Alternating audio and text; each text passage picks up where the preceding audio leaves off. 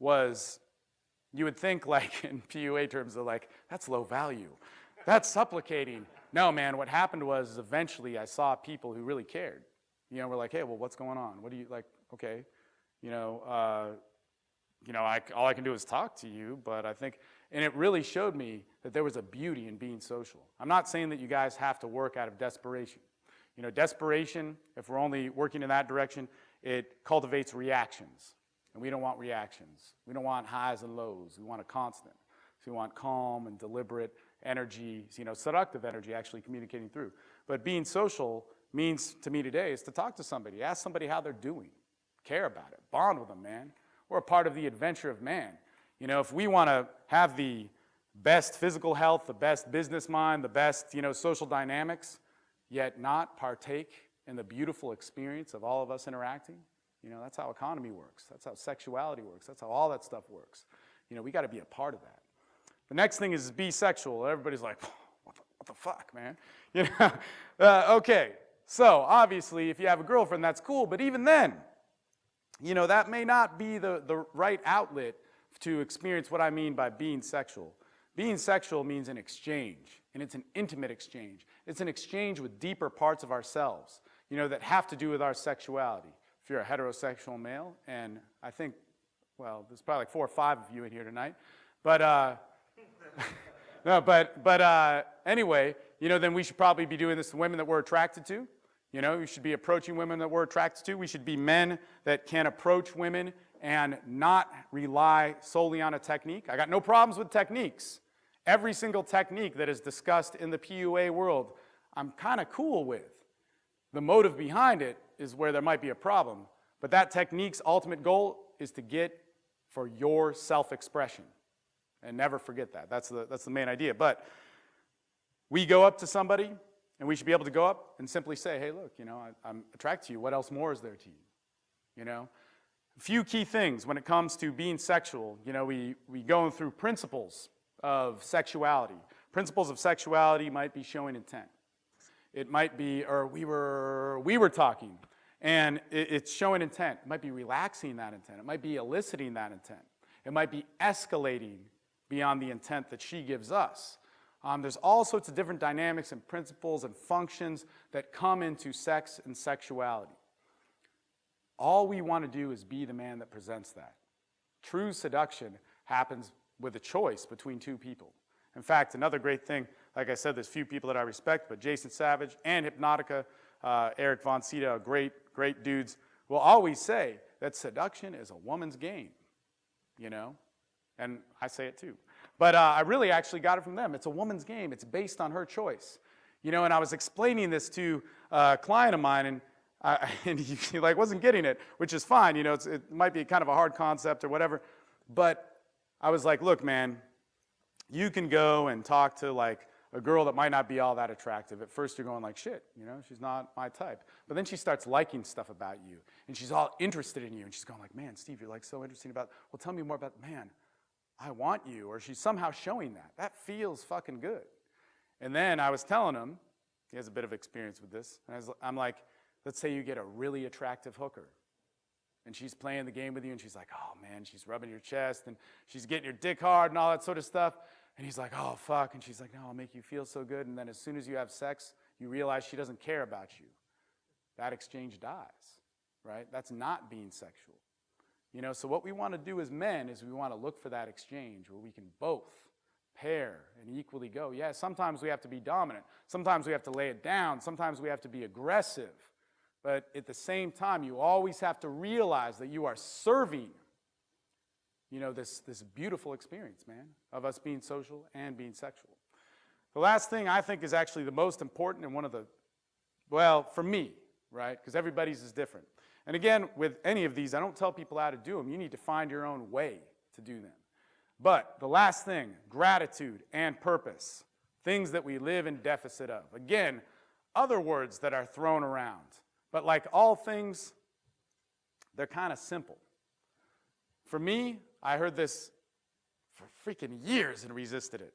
Make a gratitude list at the end of the night. It's like, oh, what's that going to do? It's kind of like morning meditation. What the fuck's that going to do, man? I got shit to do. I'm important, right?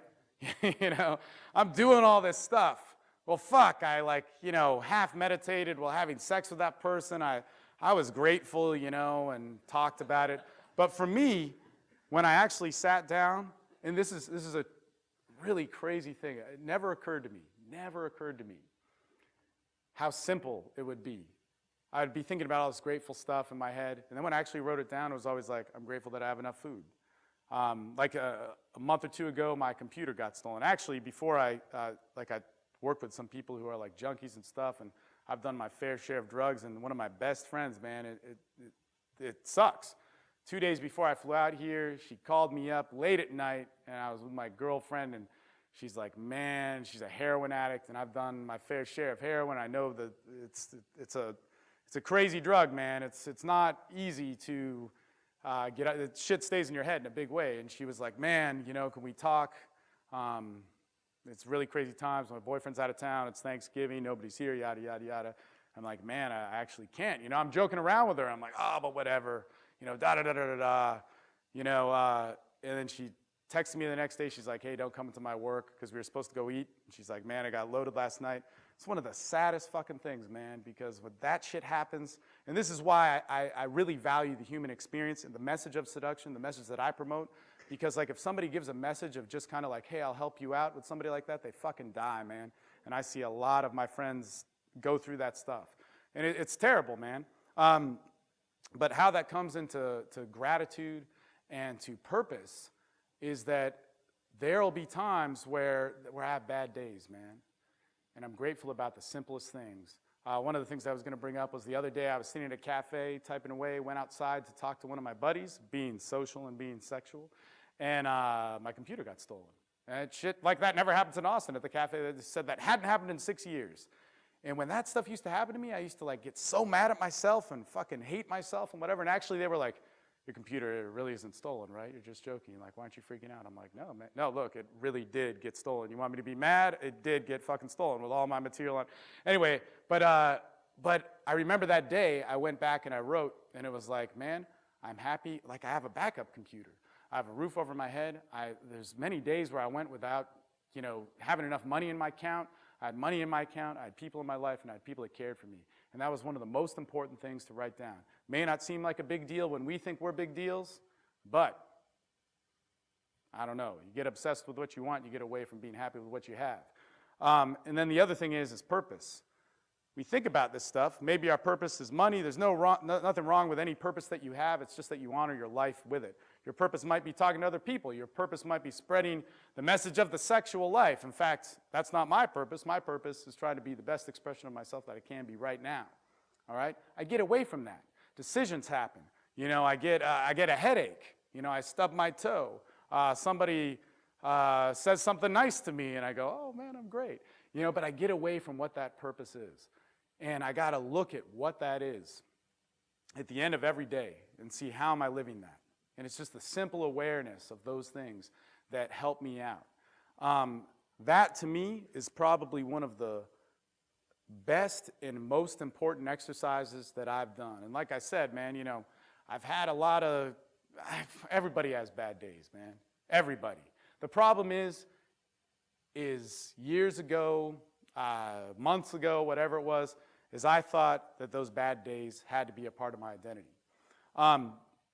It was funny. I'm going to actually open up in probably about 10 minutes for questions because I really like interacting with people. That's really how I teach. I mean, it's kind of like, why come up here and present and just share my ideas when I can't share with you guys? I mean, you guys are right here. But one thing that I want to say is I was at the convention in London, man, and I got there. It sucks because I love interacting with everybody. I like talking to people. But I showed up there on Sunday, and I was like the last speaker. There were like 2 speakers before I showed up, and I got rushed by all these dudes, and they were like, man, we've heard all this like theory stuff and like ideals, and we want to hear some technique.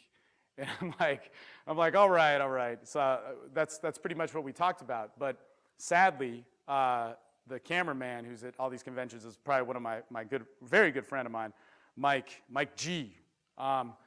He actually spoke at that convention, and he talked to me before the speech. And I said, man, I really think I want to talk about all this like this really spiritual stuff that I went through. And not like religious stuff. And he's like, dude, please do it. Please do it. These guys need to hear the evolution of it. We need to take the convention in a different direction. He's like going on and on about all this crazy stuff. And he's like, man, it would help and so much. And I kind of backed out of it. But one of the things that I'd like to tell you is I've probably had one of the craziest years of my life, right? And one of the most simple years of my life. And every year there's always crazy stuff. And like I said, it's all in our head. You know, I'm a father. I got out of a very long relationship that I had with somebody. There's been all sorts of, you know, just life problems and social problems that we have in terms of relationships. And one of the best things that ever happened to me was coming to a realization. I've always been somebody that promoted identity, but the identity of who I am and working on myself and really examining who I was as a person through these actions, right?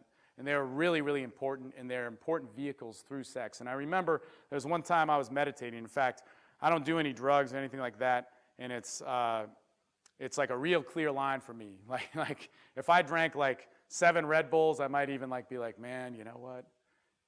Am I using this or is it using me? but you know, and even with sex, you know, it can get like out of control. So I really want to kind of keep a balance of